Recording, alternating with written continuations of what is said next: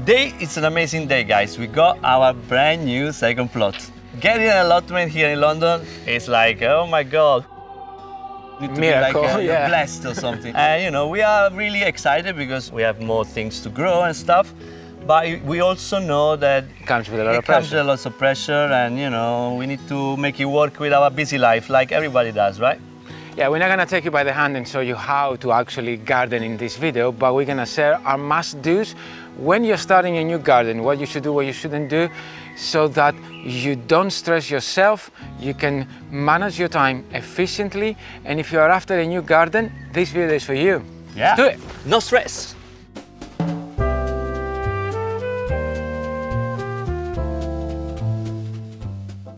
Going back in time, when we got our first plot, we were so excited. It was our first experience with it. So we were like, let's grow, you know, let's start putting lots of plants with the idea of like, we're gonna harvest loads. I saw myself sowing too many varieties and then, you know, be overwhelmed with plants at home, trying to get as many as I could. And now we have this place, which is like a white canvas for us to decide where everything goes. You need to think about how much time you have available. Families, jobs, you know, it all comes at us. You know, you don't want to be stressed when you're looking after a beautiful space, you know, and you want it to grow nicely, you know, but you also need to be realistic.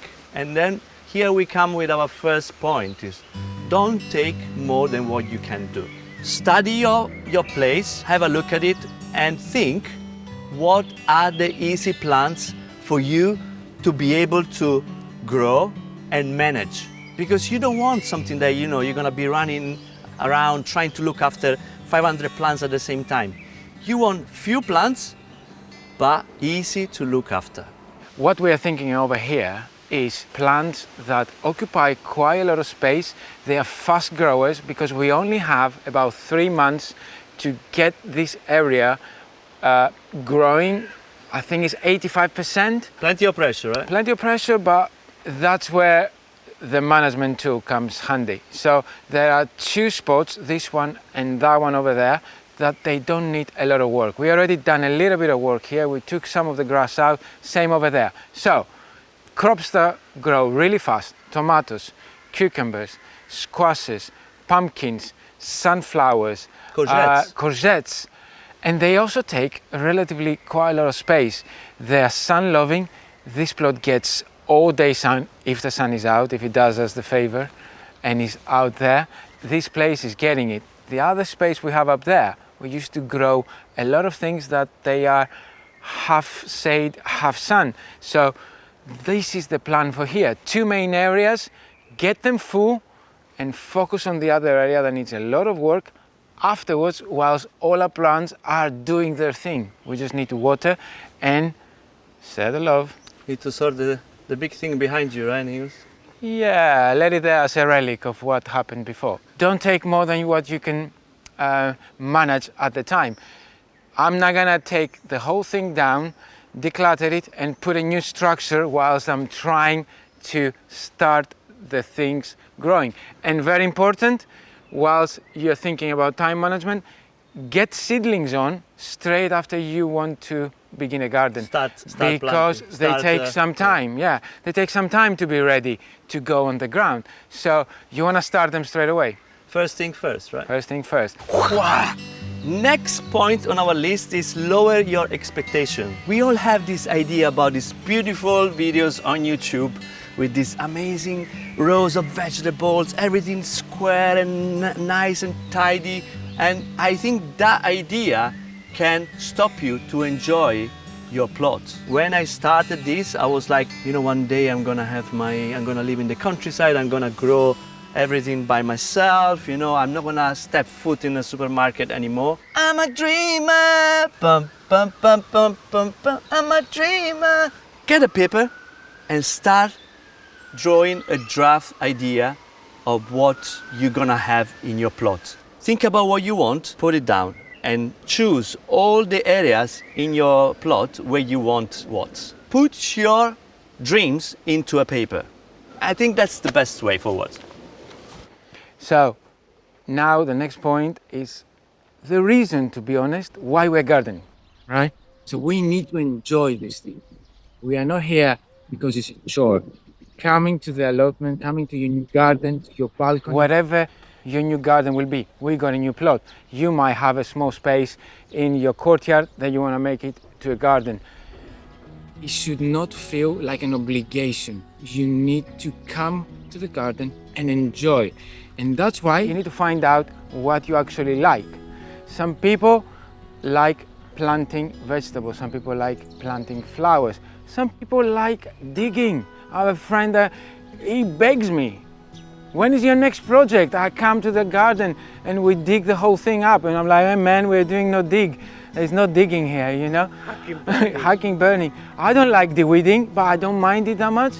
We do not dig, we put our cartons down, we put our compost on top. We have way less weeds to deal with. I felt that in the first couple of years that we were coming here, the only thing we were doing was de-weeding. It's not that we are done with de-weeding, but it's not the only thing we do. My wife loves harvesting. Tell her to do other things, she gets bored. Me and Marco and Luca, new projects. Build a raised bed, go and get some adventures, organic inputs from a place that is new and it has this organic farm kind of principles, and we want to see how the manure is. And new crops. We keep experimenting and bringing seeds from Japan, from Greece, from Brazil and Italy, and we are trying to grow things that we haven't grown before. And that's what rocks our boat. And that's what we are doing in the garden. And that's why it doesn't feel like a pressure to come in the garden. And you need to do the same so that you don't give up in the first year. Next point is do little but often. I remember when we went holiday last year during the summer, we didn't go to allotment for like a month, and the allotment needed water, everything was dry, you know, like plants got diseases, you know, they got blight and everything, you know, our tomatoes were completely rotten. And that's when it comes to like, okay, I could come here once a month and do like a 12-hour shift that feels like a job, and you're gonna break your back, and you know, you're gonna try to do as many things as you can, but then you're gonna be not coming for a month, and then things is gonna start falling apart slowly, you know. Your tomatoes gonna need tidy up, your plants gonna need to be watered. It's like going to the gym, you know. If you go full on, you're gonna want to build your muscles, you know, like. You can't do it in one day, right? You need to be going often so that you maintain. Don't rush things. And you keep building it. Yeah, cool. Don't rush things. Try not to be a hero for a weekend, and instead try to build a habit of coming 20 to 30 minutes as often as you can and be a gardener. I mean, it's easy. Boom, boom, boom. You just take a bit of this, you put it there. You dig here, and you put it there. Or you just go, I smell the flowers, you know? Wise man with wise words. And finally, the most important bit is invite the nature in. Do not focus on one special thing that you like growing, because this is just a one-way ticket for pests and predators for that plant to get established in your garden. You can bring in flowers, you can bring in different vegetables, you can mix things up. If you have the space, bring in some trees, herbs. Just experiment. Basically, you're creating an ecosystem. You're not making things stale in rows of one type and then in another place a row of another type. You just need to get nature to work for you instead of you working harder. Yeah, it's all connected and it all becomes more resilient. You know, that's the point of doing all this. If you have seeds of like, you know, wildflower seeds, just sprinkle them around, you know. If you see some spontaneous growth of like dandelions or like, you know, weeds that just have beautiful flowers, just keep them on because they're gonna attract those nice friends of ours. Yeah. And you don't need to make your life difficult. You can have perennial flowers that come every year. They self-seed. Keep some areas of your plot that you can control them in a way so they don't take over, and let them there. Keep growing every year. They come back and they create their own ecosystem, and they invite ladybirds and stuff like that. We didn't used to have many ladybirds. No. Now it's like everywhere. So The problem with aphids on the artichokes is much smaller. They used to be like the whole plant was full of aphids when we started. Now you see a couple of patches here and there. It's not the same. So these are our 5 points to run your plot without losing your mind.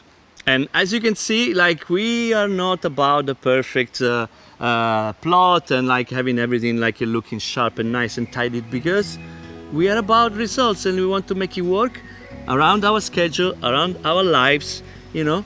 And this is, you know, This is life. That's life. what it is. Yeah? So, you know, we have a long journey ahead of us with a new plot.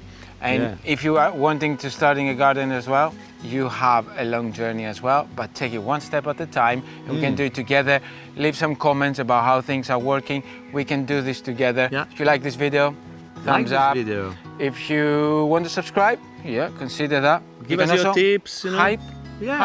Hype is a new Hype thing. I don't know if it still works, but hey. Hey.